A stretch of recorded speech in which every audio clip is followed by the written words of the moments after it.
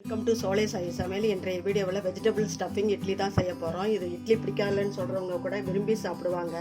இது ஸ்வீட்லேயும் செய்யலாம், தேங்காயும் சர்க்கரையும் வச்சும் செய்யலாம். ரொம்ப டேஸ்ட்டாக இருக்கும். பிள்ளைங்கள்லாம் இட்லினா வேண்டான்றுவாங்க. இந்த மாதிரி செஞ்சு கொடுத்தீங்கன்னா விரும்பி சாப்பிடுவாங்க. நம்ம வீடியோக்குள்ளே போகிறதுக்குன்னா நம்ம சேனலை இதுவரை சப்ஸ்கிரைப் பண்ணலைன்னா பண்ணிக்கோங்க. பக்கத்தில் இருக்க பெல் பட்டன் ஆல் ஆப்ஷனை கிளிக் பண்ணி வச்சுங்க. அப்போ தான் நம்மளோட எல்லா வீடியோ நோட்டிஃபிகேஷனில் வரும். வாங்க வீடியோக்குள்ளே போய் எப்படி செய்கிறதுன்னு பார்க்கலாம். இந்த கடாயில் எண்ணெய் ஊற்றிக்கிறேன். எண்ணெய் காஞ்சிருச்சு. 1 ஸ்பூன் எண்ணெய் ஊற்றிக்கிறேன். கடுகு 1/2 ஸ்பூன் போட்டுக்கலாம். ஜீரகம் 1/2 ஸ்பூன் போட்டுக்கலாம்.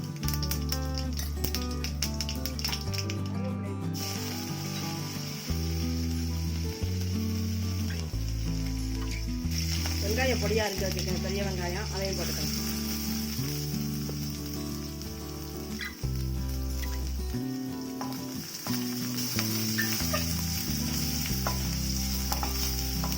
நல்லா வெங்காயம் வதங்கட்டும். வெங்காயம் வதங்கிறதுக்கு உப்பு போட்டுக்கலாம். ஸ்டஃபிங் தேவையான உப்பு போட்டுக்கலாம்.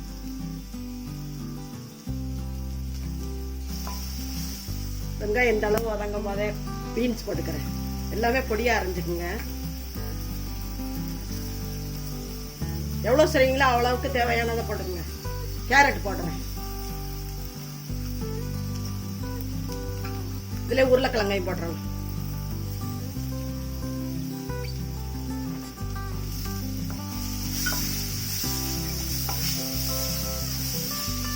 குடமிளகா கொஞ்சம் நேரங்கள் போட்டுக்கலாம். அது சீக்கிரம் வதங்கிடும். இந்த டயத்தில் குடமிளகாயும் போட்டுக்கலாம்.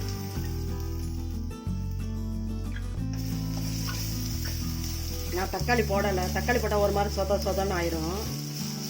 அதனால தக்காளி போடலை. வேணும்னா போட்டுக்குங்க. பெங்களூர் தக்காளியே போட்டுக்கலாம். தக்காளி வேணும்னா.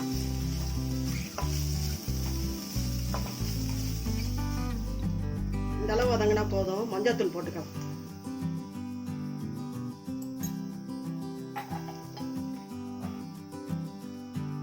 நான் அளவு சொல்லலை. நீங்க எவ்வளவு காய் எடுத்துருக்கீங்களோ அந்த அளவுக்கு போட்டுக்கங்க.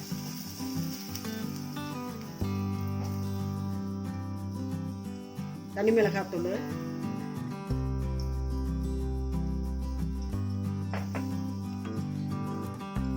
கொஞ்சமா ஜீரகத்தூள்,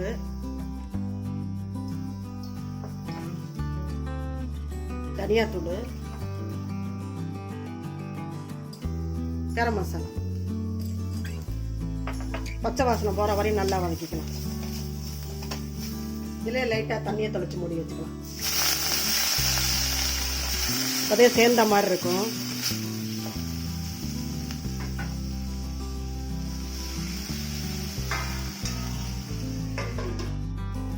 நல்லா வதங்கிருச்சு. கொத்தமல்லி தலையை தூவி கிளறிக்கலாம்.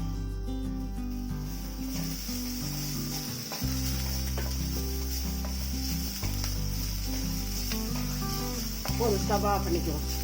ஆற விட்டு இட்லியில ஸ்டஃப் பண்ணிக்குவோம்.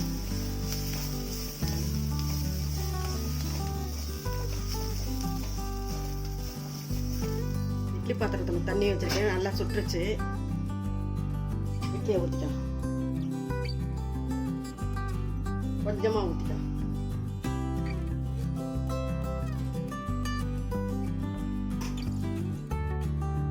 ஸ்டஃபிங் 1 ஸ்பூன் வச்சுக்கலாம்.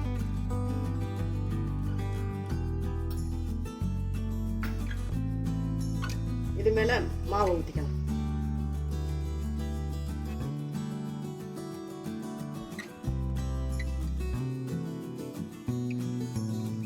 இதே மாதிரியே எல்லாத்தையும் ஊற்றிக்கலாம். நம்மளோட ஸ்டஃபிங் இட்லி வெந்துருச்சான்னு பார்க்கலாம்.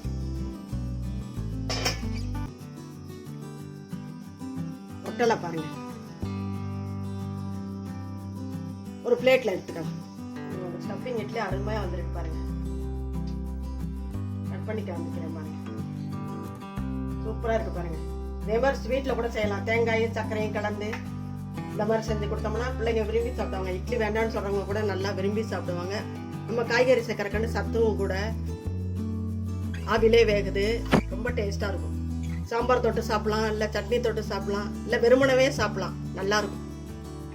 நீங்கள் செஞ்சு பாருங்க. செஞ்சு பார்த்துட்டு எப்படி வச்சு உங்கள் கருத்துக்களை கமெண்ட்ஸ்ல சொல்லுங்க. இந்த வீடியோ பிடிச்சிருந்தா லைக் பண்ணுங்க, ஷேர் பண்ணுங்க. நம்ம சேனலுக்கு மறக்காம சப்ஸ்கிரைப் பண்ணுங்க. நன்றி, வணக்கம்.